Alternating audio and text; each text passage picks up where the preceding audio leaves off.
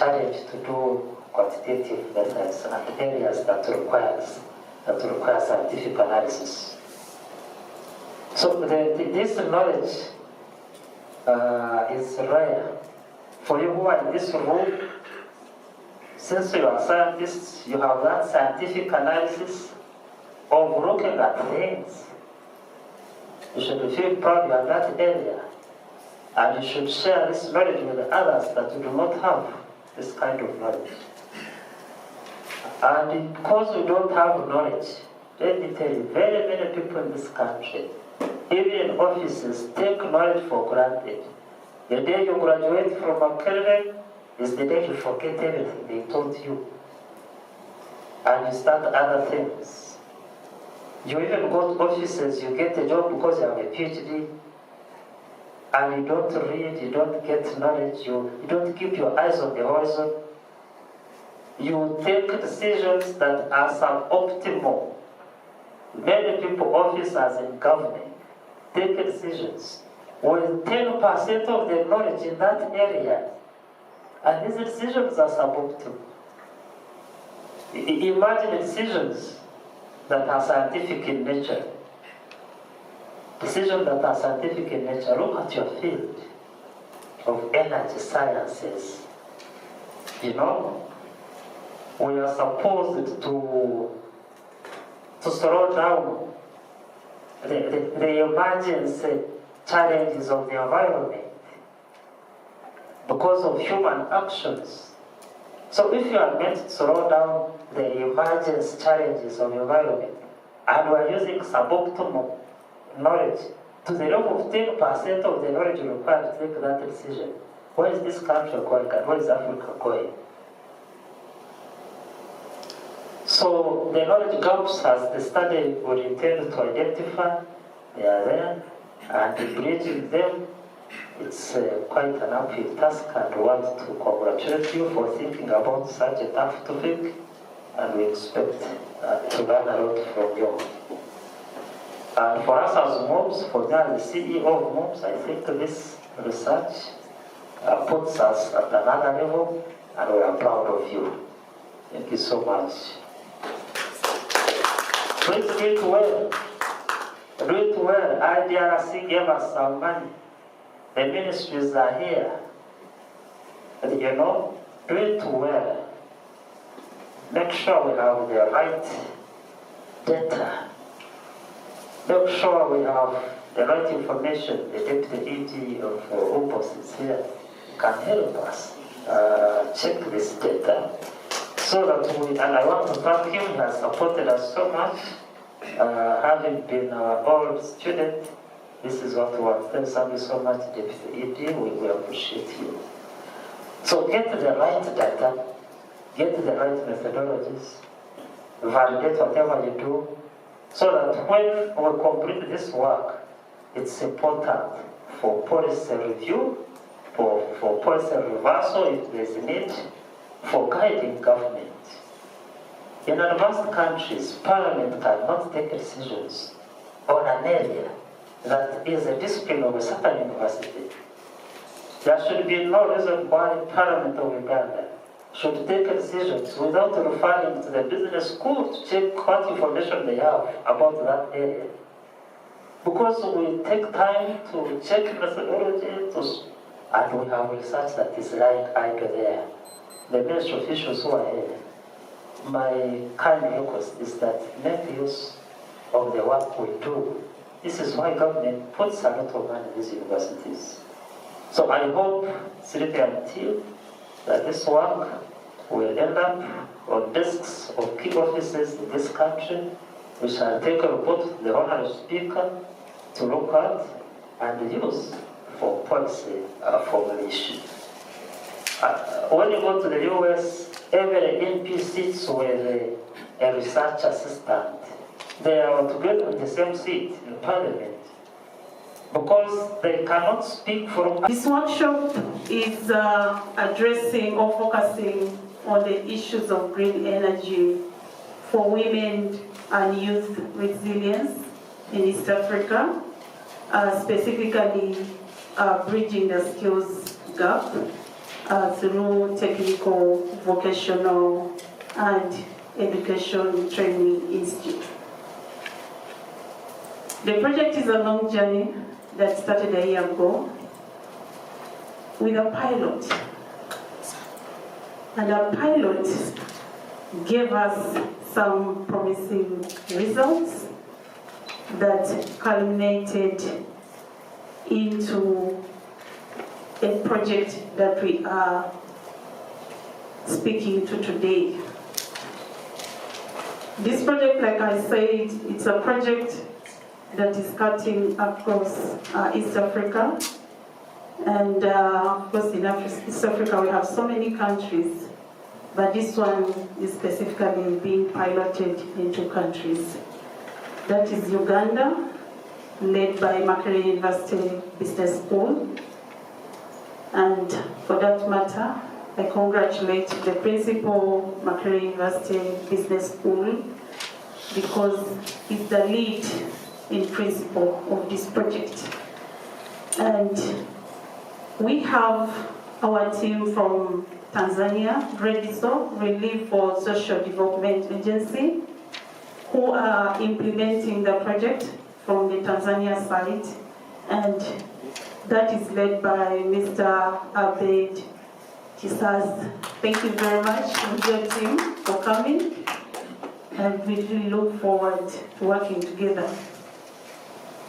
This project is funded by IDRC, and we have a representative from IDRC, Dr. Paul Okwi. Thank you very much, and we appreciate your kindness and also the support to see this go through.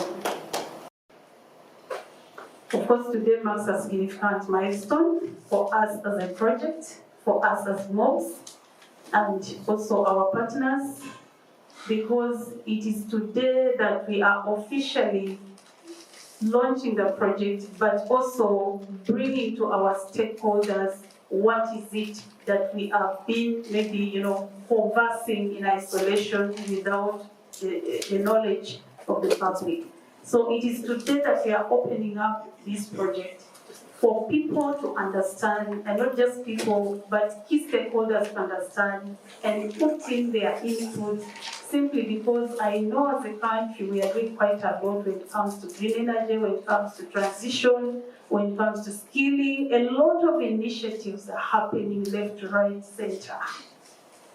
But why am I saying today is a very important day to me? Because I have almost each of the persons within the space here, and therefore they will get an opportunity to tell us what they have done and what they haven't done, and how can we put these bits and pieces together and create a strong effort that will move Uganda to the next level as a country, of course, in issues relating to clean energy, clean cooking, and the rest of the likes. So without further ado, I would like to take this opportunity, or before I welcome my dean to invite the principal to say a few words. I just want to bring to the attention of the principal that the people that you see around here have all come from the energy space, the clean energy space.